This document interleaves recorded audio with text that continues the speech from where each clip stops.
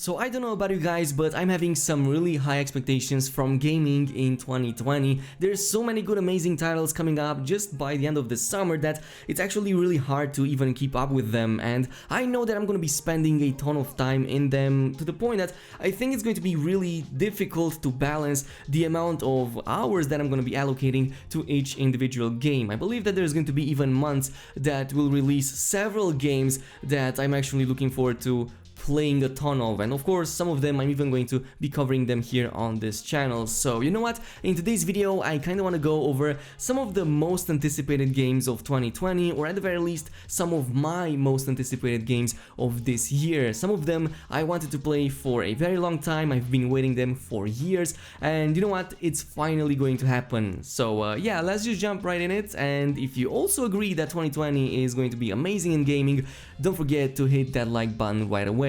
Anyway, I kinda wanna start things off with a game that kinda went under the radar for the past few months, especially since the developer behind it didn't come up with any news ever since then. Of course, I'm talking about Biomutant, this open world action RPG that was actually supposed to release sometimes in 2019, but for some reason it never happened, even though its own Steam page is still listing the same release date, and I even checked around and the developer's Twitter page is still listing that they are actively working upon Biomutant, of course assuming that this is still being kept up to date. But assuming that the vision behind the game has been kept unchanged, I think that this is going to attract quite a lot of players when it releases, especially since it has this type of charm that an RPG lover such as I would definitely dig. It also helps that the game seems to be very ambitious. It has a deep character customizer that lets you control the way your character looks and its stats, to the point that these apparently will also influence the way you play your character. I was also quite impressed by the way the world looks. It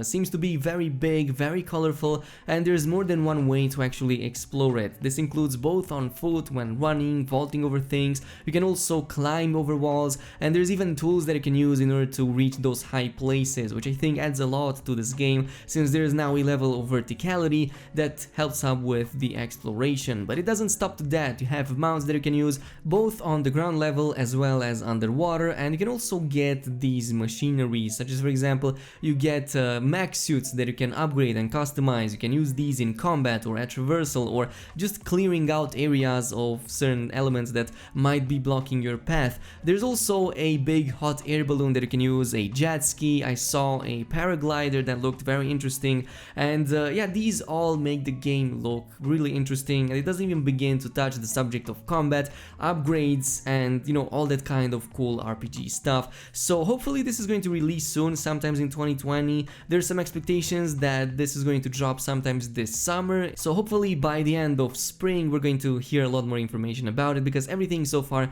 seems to be quite silent. But the next one on the list is something that probably a lot of you guys are waiting for. This is of course Final Fantasy VII Remake, and I'm actually quite ashamed to say that I haven't played the original on the PS1, mainly because it wasn't accessible to me back then, even though I did play other games in the series like Final Fantasy X on the PS2, and I also played the more recent Final Fantasy 15, which I actually really liked. So this is going to play very similar to that. It's going to use the same type of, you know, exploration, character control, combat, and everything else in the setting of Final Fantasy VII. So if you're somebody like me who had this game recommended to them for quite some time now but never could get into the old one because it was already outdated in terms of graphics, then this is probably the perfect time to start it and, you know, learn more about the story, about the lore in it, and the characters, which seem to be very interesting. Of course, part of the team that was behind the original Final Fantasy VII also made a return to this and pretty much produced it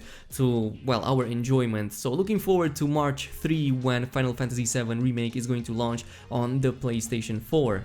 Now this brings us to the month of April, one that probably everybody here has been waiting for at least a few years, because on 16 of April Cyberpunk 2077 is going to be releasing, and I don't think this game even requires any introduction anymore, because it's basically the most anticipated game of the decade at this point. I mean, Witcher 3 was such a high success, and CD Projekt Red has been on such a roll that everybody's having some huge expectations from this game, and I don't think it's going to disappoint one bit. From everything we've seen so far, it looks very ambitious to say the least. There's this huge city with a ton of districts, there's a deep character customization, not in terms of how you create your character, how you make it look and how you invest those points in, but also how you choose to tell its story. Even from the very beginning of the game, you can pretty much choose the district or area of the city in which you live in and were born in, and this is going to influence the way you progress through the story. This is going to influence your relationships with certain characters,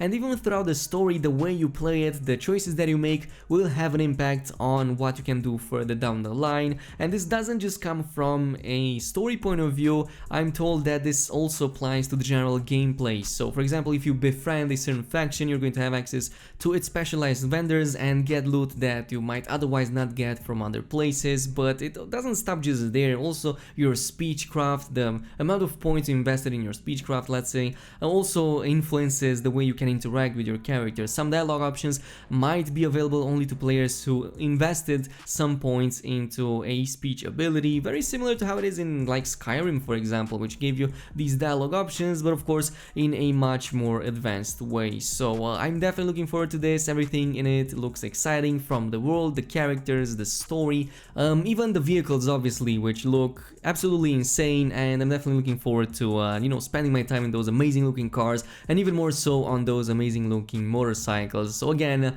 April 16 cannot come soon enough. Moving on to the month of May, this is going to be a crazy one because there's two games in here that I am most definitely looking forward to playing, and this includes Marvel's Avengers, which is going to release on May 15, and then The Last of Us Part 2 on the PS4, which is going to release at the end of the month. But I'm looking forward to Marvel's Avengers quite a bit, especially since, well, Anthem could never provide the type of experience I wanted, you know, kind of like a Destiny game except in third person. So I think that this is going to go beyond that and is going to offer a little bit more than just, you know, a Destiny in the Marvel universe and in third person. So the game, ever since it was showcased this past summer, has evolved quite a bit. Of course, the character faces have been updated, they look way better in my opinion. There's a lot of information over there about some new characters that have been added and are going to be available for day one. This includes, of course, on top of the original Avengers team with Captain America, Thor, Hulk, Iron Man and Black Widow, we also have Ant-Man and of course Kamala Khan, or well, Miss Marvel, which has also been revealed, and hopefully there is going to be more in there as well. But the game is pretty much, you know, single player campaign, and then when you unlock the side missions, you can do these with a co-op of up to a party of 4 people. So you don't have to play online if you don't want to, but obviously it is going to be beneficial to do that, especially since those side missions are going to tell additional story pieces and you're going to be getting loot, sweet loot, because this is going to be a, well, a looter shooter RPG, so to speak. So it is going to be a main part of the game, but it's not like exclusive to it. There are some microtransactions in it, I'm hearing, but those revolve only around cosmetics and only part of the cosmetics that you can buy. So a lot of these can be acquired in-game via in-game means, you know, like playing the missions, unlocking through certain achievements, but some other costumes might be unlockable through just, you know, additional payments over the main game.